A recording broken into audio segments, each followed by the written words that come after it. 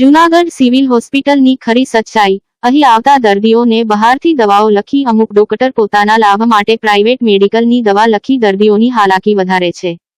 રાજ્ય સરકારે સિવિલમાં તમામ દવાના જથ્થાઓ સાથે વિશાળ મેડિકલ સ્ટોર કાયમી માટે કાર્યરત કરવો જોઈએ, જેથી તમામ વિભાગોના ડોક્ટરોને બહારના પ્રાઇવેટ મેડિકલમાંથી દવા લખવાની તસ્દી લેવી પડે છે એ બંધ થાય અને ડોક્ટરોનું કમિશન ચડતું પણ બંધ થાય અને દરેક દર્દીઓને નિઃશુલ્ક દવા સિવિલ માંગથી મળી રહે તેવા રાજ્ય સરકારે યુદ્ધના ધોરણે મેડિકલ શરૂ કરાવવામાં આવે તેવી લોકોની માંગણી છે। દર્દીઓના પરિવાર સાથે સિક્યુરિટી મેન રોફ જમાવે છે તે કોન્ટ્રાક્ટ રદ કરી નેશનલાઇઝ સિક્યુરિટી એજન્સી કોન્ટ્રાક્ટ તાત્કાલિક આપવો, જેથી દર્દીઓ સાથે મનસ્વી વર્તન થતાં બંધ થાય। સિવિલ હોસ્પિટલમાં દાખલ રહેલા દર્દીઓના પરિવારને તાત્કાલિક મળવા દેવાની વ્યવસ્થા ઇમરજન્સી થવી જોઈએ। સિવિલ હોસ્પિટલમાં કાયમી માટે ફૂલ ટાઈમ ક્વોલિફાઈડ ડોક્ટરોની નિમણૂક કરવી, દર્દીના વોર્ડમાં ક્વોલિફાઈડ નર્સિંગ સ્ટાફ તાત્કાલિક મૂકો, તેમજ સિવિલ હોસ્પિટલમાં દરેક માળે દર્દીઓ તેમજ તેમના પરિવારજનો માટે પાણીની વ્યવસ્થા કરવી। સિવિલ હોસ્પિટલમાંથી કોઈ દર્દીઓને રાજકોટ અથવા અમદાવાદ ખસેડવાના થાય તો તેના માટે ઓક્સિજનવાળી એમ્બ્યુલન્સ તેમજ એમ્બ્યુલન્સમાં ડોક્ટરની ટીમની તાત્કાલિક વ્યવસ્થા રાજ્ય સરકારે કરવી। સિવિલમાં ગેટ એન્ટ્રી પાસ ફીમાં આપવા દર્દીઓના પરિવારજનોને સરકાર દ્વારા મળતી સુવિધાઓ તાત્કાલિક પૂર્ણ કરવી જોઈએ। આવી બધી લોક માંગણી ઉઠવા પામી છે।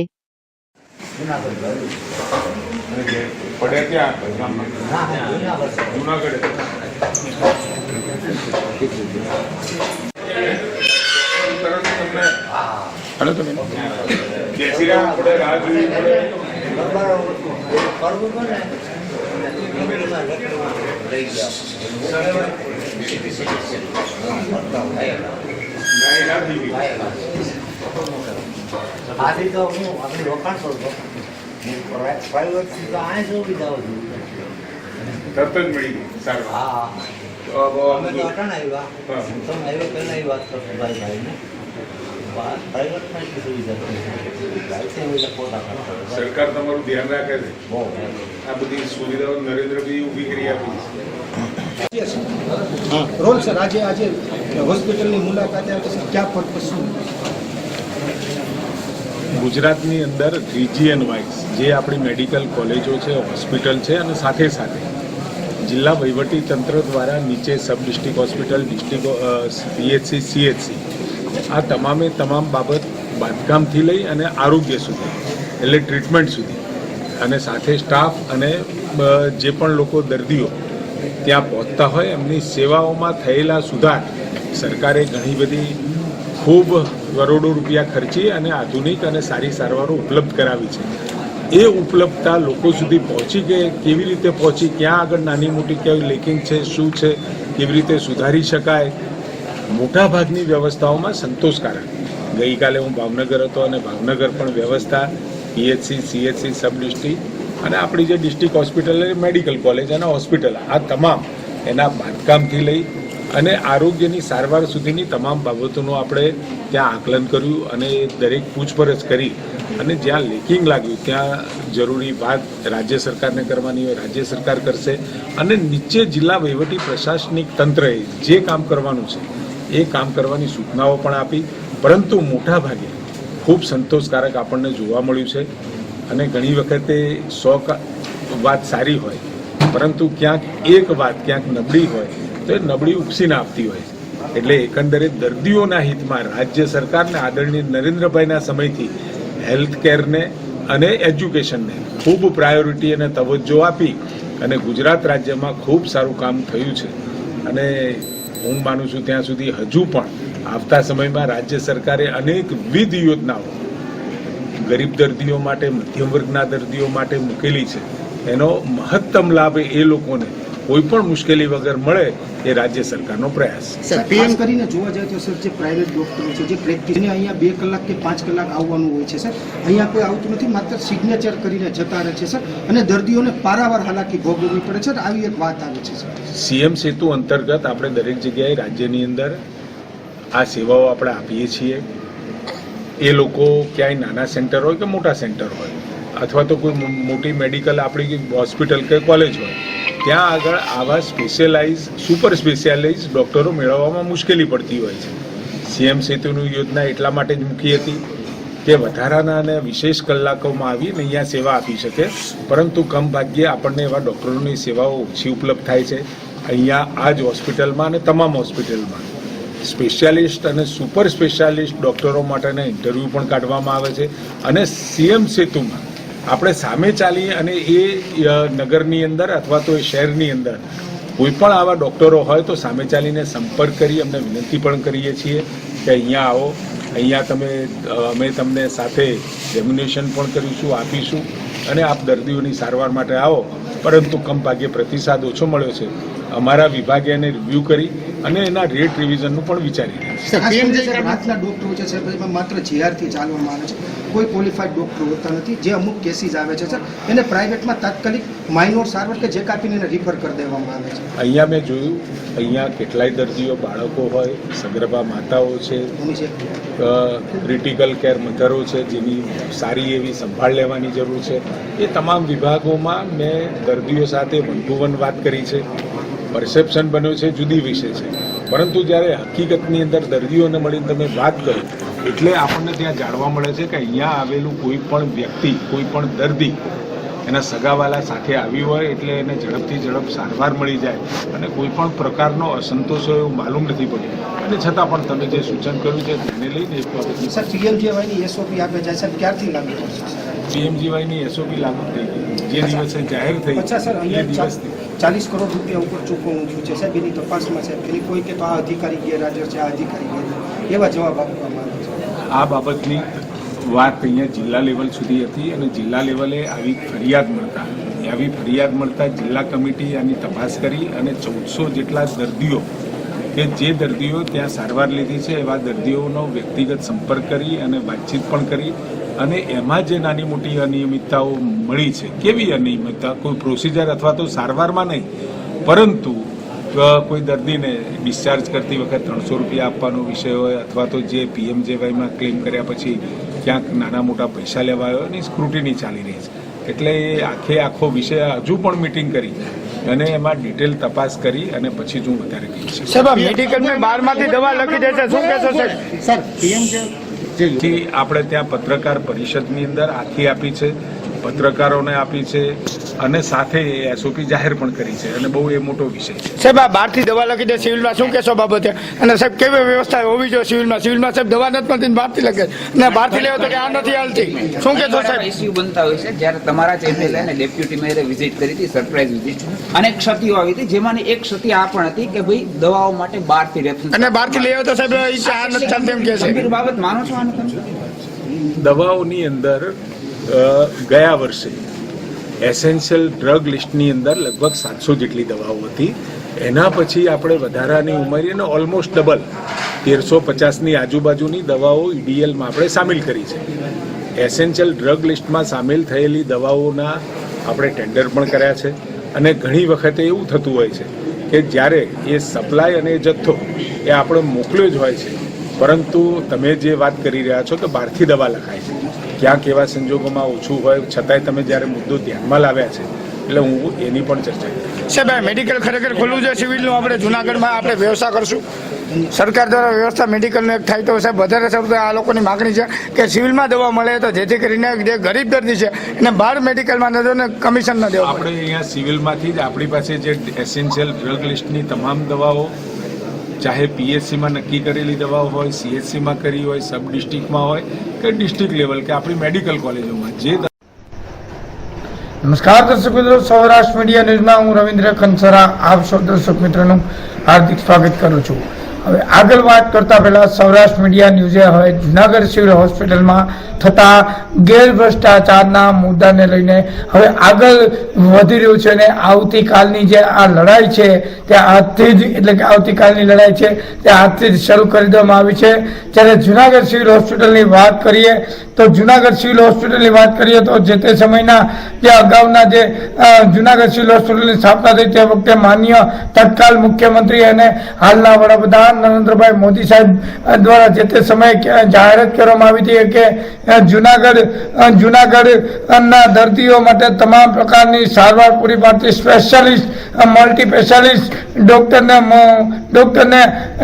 વાળી અને મોટી હોસ્પિટલ બનશે તેવી જાહેરાતો પણ કરી હતી. તે પણ જાહેરાતો પોકળતાવા સાબિત થયા છે કે હાલના વડાપ્રધાન શ્રી દ્વારા જે કરવામાં આવેલી જાહેરાતો હજી સુધી સાકાર કરવામાં નથી આવી. જ્યારે જુનાગઢ સિવિલ હોસ્પિટલ જ્યાં મજવડી ખાતે જે લઈ જવામાં આવી છે તે ઝાંઝરા રોડ બનાવની વાત હતી, તે પણ વિરોધ થતા ઝાંઝરા રોડની જે વાત હતી તેને બદલે હવે મજવડી ખાતે હોસ્પિટલ ગઈ છે. જ્યારે જુનાગઢ શહેર ખાતે ગઈકાલે જે સિવિલ હોસ્પિટલમાં આપણા આરોગ્ય વિભાગના મિનિસ્ટર શ્રીએ જે ગઈકાલે મુલાકાત લીધી હતી, જ્યારે અધિકારીઓ અને પદાધિકારીઓ સાથે મુલાકાત કરી હતી, જુનાગઢના દર્દીઓ સાથે મુલાકાત કરી હતી, પૂછપરછ કરી હતી, ત્યારે અનેક ક્ષતિઓ બહાર આવવાની હતી, પરંતુ ક્ષતિઓ બહાર શા કારણે નથી આવી પણ કાંઈ ખબર નથી. પણ અગાઉના આપણા જુનાગઢના ધારાસભ્ય શ્રીએ અને જુનાગઢના deputy mayor Girishbhai કોટેચાએ surprise checking કર્યું. ત્યારે અવારનવાર જે છે જુનાગઢના આ સિવિલ હોસ્પિટલની અનેક ક્ષતિઓ બહાર લાવ્યા, તો મિનિસ્ટર આવ્યા ત્યારે કોઈ ક્ષતિઓ બહાર ન હોય તે મને મિનિસ્ટરને ગેરમાર્ગે પણ દોરવામાં આવ્યા છે. મિટિંગો શરૂ કરી મિનિસ્ટરને સારું કહી અને મિનિસ્ટરને રવાના કરી દીધા. તો વાત કરીએ તો જુનાગઢ સિવિલ હોસ્પિટલમાં આવતા દર્દીઓને બહારથી દવાઓ લખી દે છે. અમુક ડોક્ટર પોતાના લાભાલાભ માટે પ્રાઇવેટ મેડિકલોની દવા લખી અને દર્દીઓ સાથે હાલાકી વધારે છે. દવાના મેડિકલ સ્ટોરો જે રાજ્ય સરકારે ખોલવા જોઈએ, રાજ્ય સરકારે જે દવાના મેડિકલો છે તે સિવિલના તમામ દવાની જથ્થા સાથે વિશાળ મેડિકલ કાર્યરત કરવા જોઈએ. તેમજ તમામ વિભાગના ડોક્ટરો બહારથી જે પ્રાઇવેટ મેડિકલમાંથી દવા લખે છે તેને તસદીદ ન લેવી પડે. તેમજ તેમના ડોક્ટરોના કમિશન બંધ થાય, દર્દીઓને સિવિલમાંથી ફ્રીમાં દવા મળવી જોઈએ. તેમજ રાજ્ય સરકાર દ્વારા યુદ્ધના ધોરણે સિવિલમાં મેડિકલ યુદ્ધના ધોરણે શરૂ કરવું છે એવી પ્રજાજનોની માંગ છે. તેમજ દર્દીઓના પરિવાર માટે દર્દીઓના પરિવાર માટે પાણીની વ્યવસ્થા કરવી જોઈએ, દર્દીના પરિવાર માટે રહેવા કરવાના રૂમની વ્યવસ્થા કરવી જોઈએ. તેમજ રાજ્ય સરકાર દ્વારા તે હાલ જુનાગઢ સિવિલ સિક્યુરિટીની એજન્સી છે તે એજન્સી ક્વોલિફાઈડ નથી, લોકો સાથે અભદ્ર વર્તન કરે છે. તેમજ અંડરગ્રાઉન્ડમાં ગોરખ ધંધાઓ ચાલે છે, સિવિલ હોસ્પિટલમાં અંડરગ્રાઉન્ડમાં ગોરખ ધંધાઓ ચાલે છે તેવા સમાચારો પણ મીડિયા લેવલે આવ્યા છે. નીચે ગોદાઓ મળે છે, અનેક વસ્તુઓ મળે છે, નોજવાની વસ્તુઓ પણ મળે છે તેવા સમાચારો સામે આવ્યા છે. ત્યારે આ સિવિલ હોસ્પિટલમાં જે સિક્યુરિટીઓ રોપ જમાવે છે તેની એજન્સી રદ કરવી જોઈએ. તેમજ આ સિક્યુરિટી રદ કરી અને આ લોકો મનસ્વી વર્તન કરે છે સિક્યુરિટી તેને તાત્કાલિક ધોરણે તેઓને સસ્પેન્ડ કરવા જોઈએ. તેમજ જુનાગઢ સિવિલ હોસ્પિટલમાં દાખલા દર્દીઓના પરિવારો અને તાત્કાલિક મળવા દેવાની વ્યવસ્થા થવી જોઈએ. દર્દી સાથે 2 કે 5 વ્યક્તિને રહેવા દેવો જોઈએ, દર્દીને મળવાનો ટાઈમ આપવો જોઈએ, દર્દી માટે થઈને આઈસીયુ વોર્ડ ખોલવા જોઈએ, ક્વોલિફાઈડ ડોક્ટરો હોવો જોઈએ, ક્વોલિફાઈડ નર્સિંગનો સ્ટાફ હોવો જોઈએ, તે પણ નથી ને સિવિલમાં 24 કલાક ડોક્ટરો ક્વોલિફાઈડ ડોક્ટરો સર્જનો હોવો જોઈએ અને દર્દીઓની સારી સારવાર મળે અને મલ્ટીનેશનલ હોસ્પિટલ જુનાગઢ બને તેવા પ્રયત્ન જુનાગઢ સૌરાષ્ટ્ર મીડિયા ચેનલના રહેશે. તે બીજી વાત કરીએ તો જુનાગઢ જે ક્વોલિફાઈડ ડોક્ટર ન હોય, જુનાગઢમાં કોઈ મશીનરી નથી, કોઈ સારવાર થતી નથી સરખી, સામાન્ય સારવાર થઈને હેવી દર્દી આવે ત્યારે તમને રાજકોટ સારવારમાં મોકલવા પડે છે.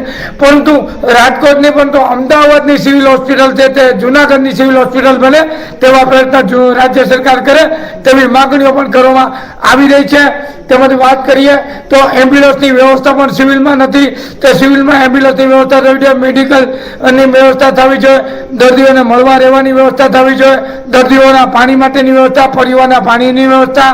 રાજ્ય સરકાર દ્વારા મોટા દવાના જથ્થા સાથે સિવિલમાં મેડિકલ કરવી જોઈએ, ક્વોલિફાઈડ સ્ટાફ હોવો જોઈએ, ક્વોલિફાઈડ ડોક્ટર હોવો જોઈએ, ક્વોલિફાઈડ નર્સિંગનો સ્ટાફ હોવો જોઈએ, 24 કલાક દર્દીની સેવા કરવા જોઈએ. Civil hospital multi speciality hospital હોય એવી જુનાગઢની સિવિલ હોસ્પિટલ બને. તેમજ જુનાગઢની રાજ્ય સરકારે સિવિલમાં ગેટ એન્ટ્રી પાસ છે તે ફ્રીમાં આપવા જોઈએ.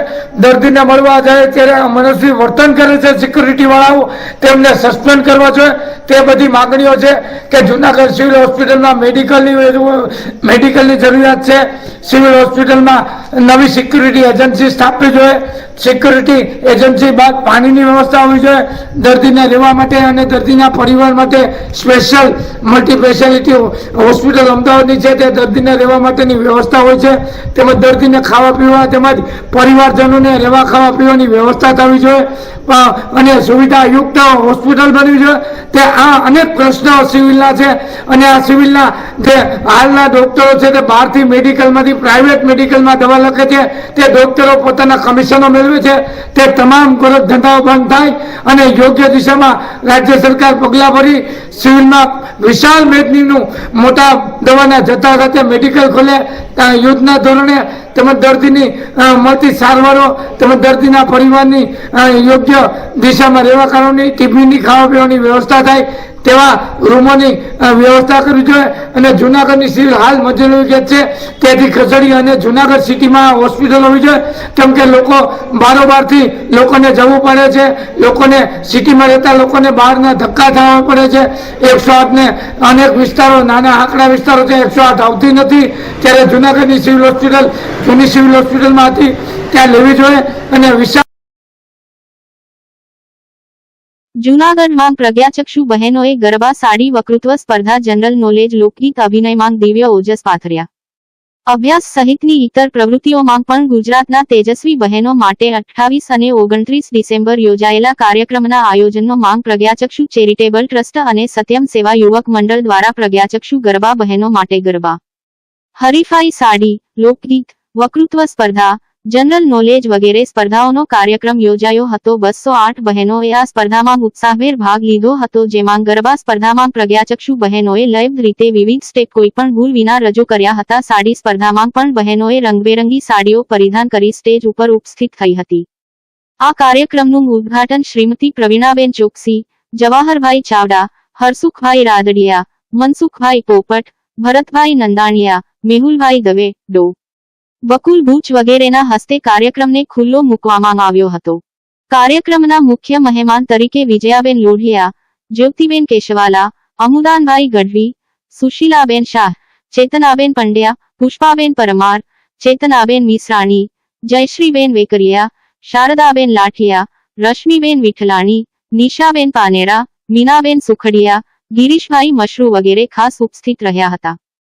આ કાર્યક્રમમાં સાડી પરિધાન વાઢેર સરસ્વતી મોરબી પ્રથમ નંબર આવેલ, પોરબંદરની દક્ષા પાઠક બીજો નંબર આવેલ, લોકગીત સ્પર્ધામાં રાજકોટની ગોહિલ હેતલનો પ્રથમ નંબર આવેલ, અમદાવાદની એકતા મનીષાનો બીજો નંબર આવેલ તેમજ વક્તૃત્વ સ્પર્ધામાં અમદાવાદની વાડોદરિયા ધરતીનો પ્રથમ નંબર આવેલ હતો. અમદાવાદની દુધાત્રા માનસીનો બીજો નંબર આવેલ હતો તેમજ જનરલ નોલેજમાં રાજકોટની રાહુલ સામ્રાજની પ્રથમ નંબર આવેલો હતો. ડાંગની પટેલ નેહા બીજો નંબર આવેલ હતો અને રાસ ગરબા સ્પર્ધામાં જણકાર ફાઉન્ડેશન અમદાવાદ પહેલો નંબર આવેલ હતો અને ડી પારેખ અંધ મહિલા મંડળનો બીજો નંબર આવેલ હતો.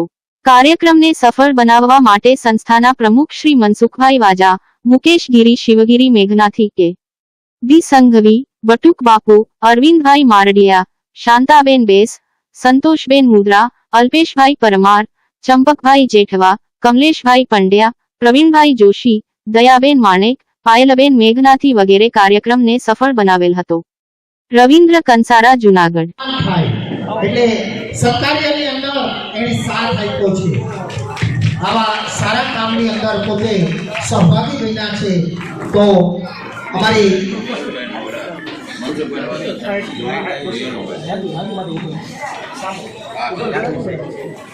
મેહુલભાઈ પર સેવાકીય પ્રવૃત્તિ બદલ એ મનસુખભાઈનો પણ સામે સન્માન કરવાની પોતાની લાગણી જે વ્યક્ત કરી રહ્યા છે. તો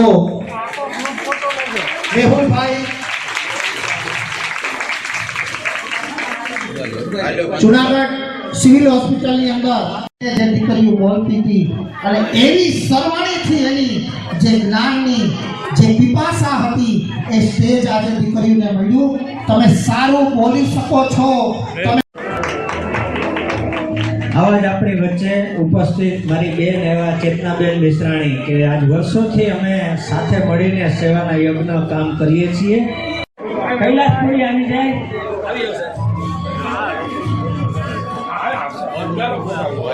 આમાં બધા આવી જાય છે અમારે કે વડીલ ન રહી જાય અમે એટલા નથી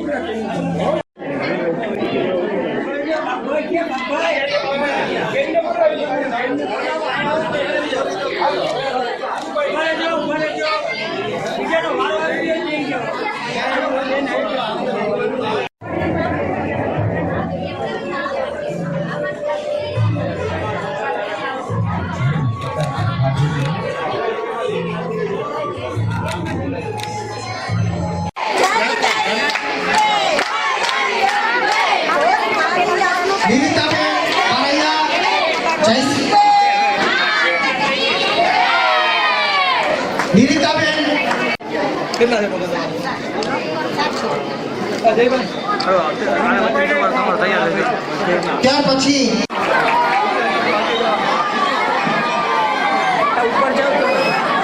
એટલું બધું સરસ રમતા હતા દીકરીઓ ખરેખર હૃદયથી તમને નમન કરીએ છીએ હૃદયથી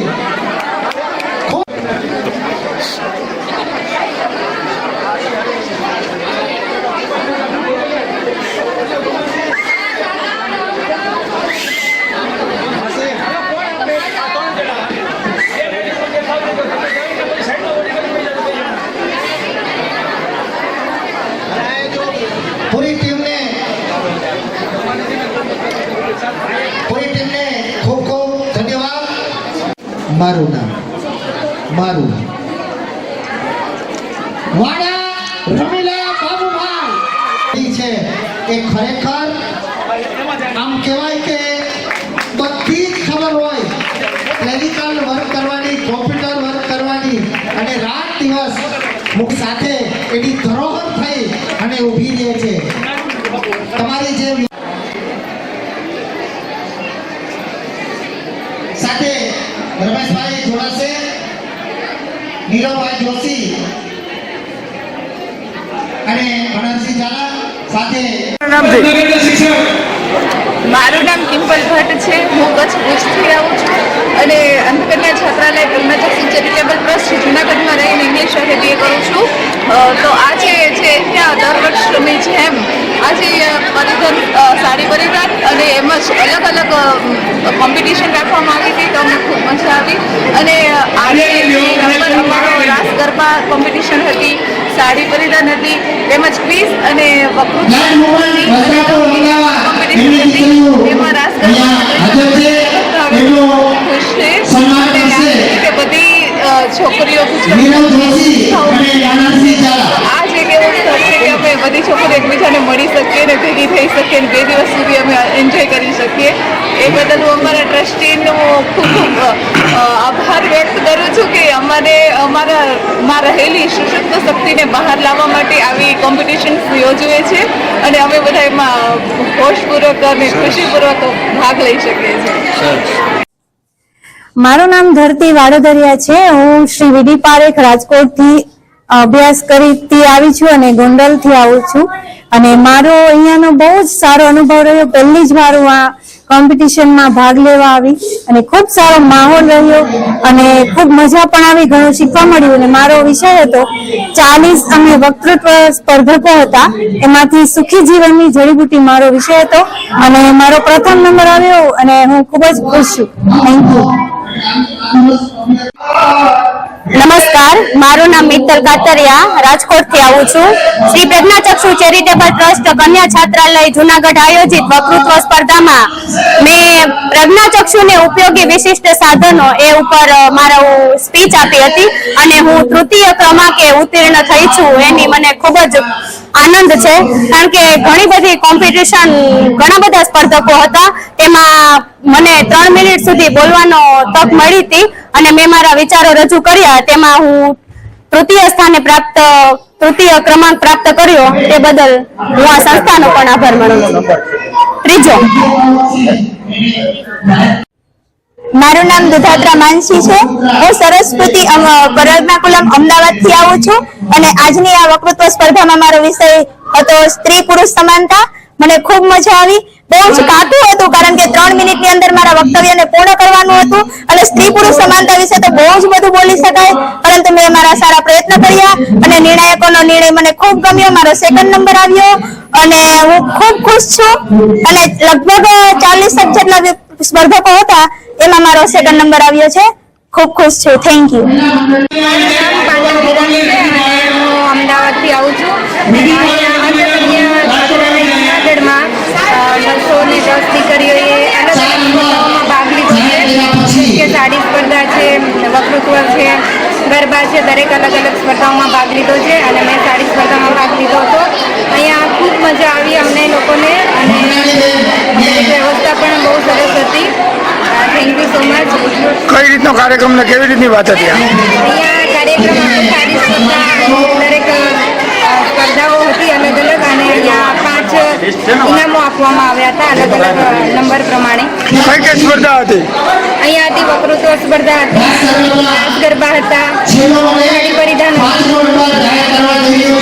ક્વિઝ કોમ્પિટિશન હતું, એવી રીતના અલગ અલગ 5 સ્પર્ધાઓ હતી. તમને કેવું લાગ્યું આ કાર્યક્રમ? સરસ લાગ્યું. અહીંયાની વ્યવસ્થા પણ બહુ સરસ હતી.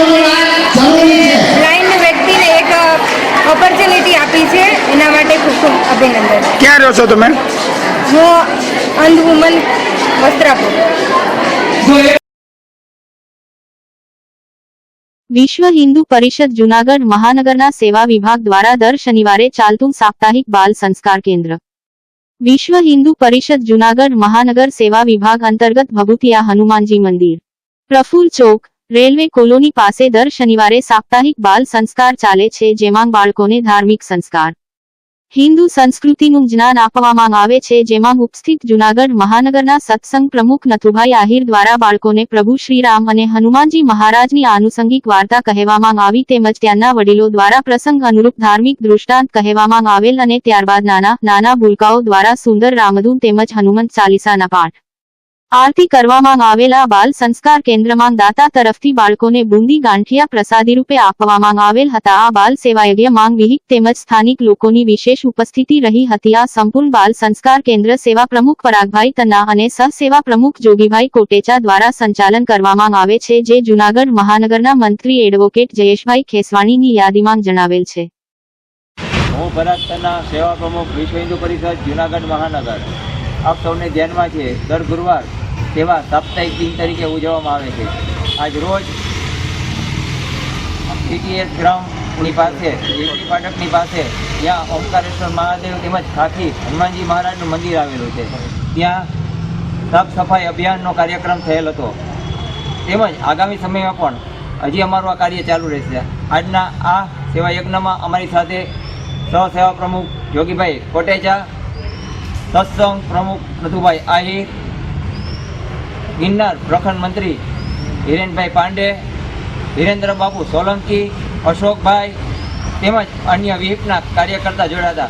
આપ પણ અમારી સાથે આ સેવા યજ્ઞમાં જોડાઓ. આપ સૌ અમારી સાથે સહયોગી બનો અને આપણું આ કાર્ય ખૂબ જ આગળ દીપી ઉઠે અને અન્ય લોકો પણ આપણું આ સેવા યજ્ઞ જોઈ આપણી સાથે જોડાય, એટલી સૌને વિનંતી સાથે અસ્તુ. ભારત માતા કી જય. જય જય શ્રી રામ. સુભાષ મહિલા arts commerce and home science college Junagadh ખાતે ચિલ્ડ્રન યુનિવર્સિટીના ડો. ભૈરવીબેન ત્રિવેદીનું સાંપ્રત જીવનમાં શ્રીમદ ભગવદ્ ગીતા વ્યવહારિક દ્રષ્ટિકોણ અને ઉકેલ વિષય પર વ્યાખ્યાન યોજાયું.